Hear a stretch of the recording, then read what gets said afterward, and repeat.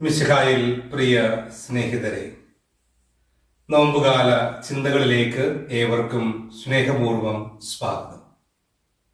ഈ നാലാമത്തെ ചൊവ്വാഴ്ചയിൽ യോഹന്നാന്റെ സുവിശേഷം 5-ാം അധ്യായത്തിലെ ബെത്സയിദയിലെ രോഗശാന്തിയാണ് നമ്മൾ ധ്യാനിക്കുന്നത്.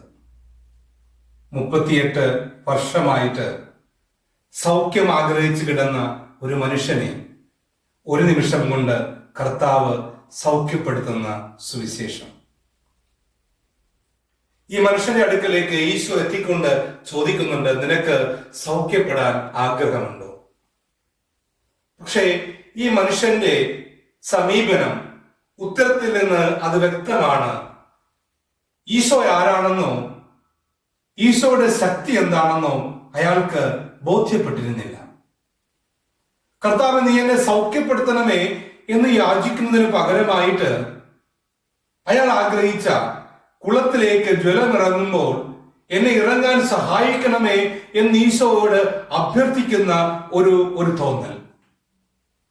38 വർഷമായിട്ട് അയാൾ കടന്നു പോയിട്ടുള്ള നെഗറ്റീവ് അനുഭവത്തെ കുറിച്ചാണ് അയാൾ വിവരിച്ചുകൊണ്ടിരിക്കുന്നത്.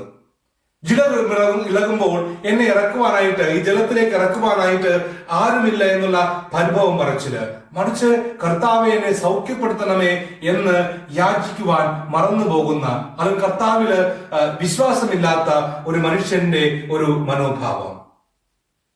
കർത്താവ് നിന്റെ കിടക്കയും എടുത്തുകൊണ്ട് നടക്കുക എന്ന് പറഞ്ഞുകൊണ്ട് ആ മനുഷ്യന് 38 വർഷം വെയിറ്റ് ചെയ്ത ആ മനുഷ്യന് ഒരു നിമിഷം കൊണ്ട് സൗഖ്യം കൊടുക്കുകയാണ്.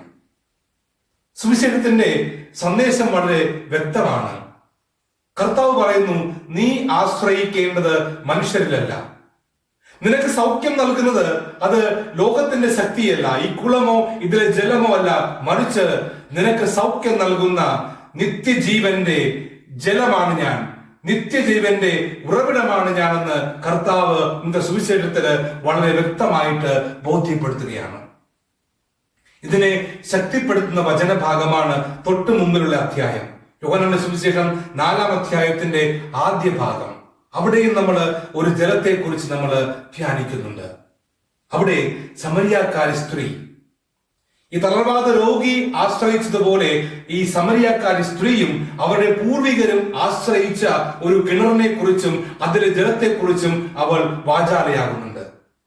അപ്പോൾ ഈശോ അവരോടും പറയുന്നുണ്ട്, ഞാനാണ് നിത്യജീവന്റെ ജലം. ഞാൻ നൽകുന്ന ജലം കുടിച്ചാൽ നിനക്ക് ദാഹിക്കുകയില്ല എന്ന് പറയുമ്പോൾ അവൾ പറയുന്നുണ്ട്, എന്നാൽ ആ ജലം എനിക്ക് നൽകണമേ. പിന്നീട് വെള്ളം കോരാൻ ഞാൻ വരേണ്ട ആവശ്യമില്ലല്ലോ. 14-ാമത്തെ വാക്യത്തില് ഈശോ പറയുന്നു, ഈ ജലം കുടിക്കുന്നവന്, ഞാൻ നൽകുന്ന ജലം കുടിക്കുന്നവന് പിന്നീട് ഒരിക്കലും ദാഹിക്കുകയില്ല. അത് അവനിൽ നിന്ന് നിത്യജീവനിലേക്ക് നിർഗളിക്കുന്ന അരുവിയായിട്ട് മാറും. ഇന്നത്തെ 1-ാമത്തെ വായനയിലേക്ക് വരിക. എസെക്കിയേൽ പ്രവാചകന്റെ പുസ്തകത്തിൽ നിന്നുള്ള വായന. അവിടെ പ്രവാചകൻ തന്റെ ഒരു വിഷൻ അവിടെ വിവരിക്കുകയാണ്. ദേവാലയത്തിന്റെ അൾത്താരയിൽ നിന്ന് നിർഗളിക്കുന്ന ഒരു നദി, ജലം. അവിടെയും നമ്മൾ ജലത്തെ കുറിച്ച് ധ്യാനിക്കുന്നു. ആ ജലം കടന്നു പോകുന്ന വഴികളില് ജീവന്റെ സമൃദ്ധി ഉണ്ടാകുന്നു എന്ന് വചനം സാക്ഷ്യപ്പെടുത്തുന്നു. പ്രിയമുള്ളവരെ, ഈ 4-ാം അധ്യായത്തിലെ സമരിയാക്കാരോട് കർത്താവ് പറയുന്ന നിത്യജീവന്റെ ജലം, നിത്യജീവന്റെ അരുവി, അതും ഈ എസെക്കിയേൽ പ്രവാചകൻ പറയുന്ന ഈ നദിയുമെല്ലാം അത് കർത്താവിന്റെ കൃപയാണ്, ദൈവത്തിന്റെ അനുഗ്രഹമാണ്. ഞാനും നിങ്ങളും ആശ്രയിക്കേണ്ട കർത്താവിന്റെ കൃപയെ കുറിച്ച് ഈശോ വളരെ വ്യക്തമായിട്ട് ഇന്നത്തെ വചനത്തിലൂടെ പറയുകയാണ്. നമ്മളും തളർവാദ രോഗിയെ പോലെ, അയാൾ 38 വർഷമാണ് ലോകത്തില് മനുഷ്യരെ ആശ്രയിച്ചത് കൊണ്ട് നഷ്ടമായത്. കർത്താവ് പറയുന്നു, നീയും ലോകത്തെ ആശ്രയിക്കാതെ, ലോകത്തിലെ മനുഷ്യരുടെ ശക്തിയിൽ പ്രത്യാശ വയ്ക്കാതെ, നിനക്ക് സൗഖ്യം നൽകാൻ കഴിവുള്ള, നിന്നെ നിത്യജീവനിലേക്ക് നയിക്കാൻ കഴിവുള്ള ദൈവത്തിൽ നീ ആശ്രയിക്കുക. പ്രിയമുള്ളവരെ, ഈ നോമ്പ് കാലഘട്ടത്തില് നമുക്ക് ബോധ്യപ്പെടേണ്ട വലിയ സത്യവും അതാണ്. എത്രയോ മനുഷ്യരാണ് ആൾ ദൈവങ്ങളിലേക്ക് പിന്നാലെ പായുന്നത്. മന്ത്രത്തിന്റെയും കൂടോത്രത്തിന്റെയും ഒക്കെ പിന്നാലെ പാഞ്ഞുകൊണ്ട് വർഷങ്ങൾ പാഴാക്കുന്ന ഒത്തിരിയേറെ മനുഷ്യര്.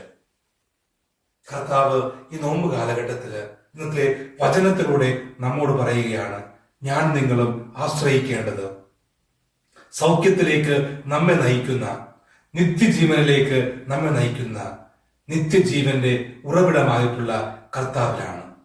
ആ കർത്താവിൽ വിശ്വസിക്കുവാനും ആ കർത്താവിനെ അനുഭവിക്കുവാനും കർത്താവിന്റെ സൗഖ്യവും നിത്യജീവനും സ്വന്തമാക്കുവാനായിട്ട് ദൈവം നമ്മളെ ഓരോരുത്തരെയും ഈ നോമ്പ് കാലഘട്ടത്തില് അനുഗ്രഹിക്കട്ടെ.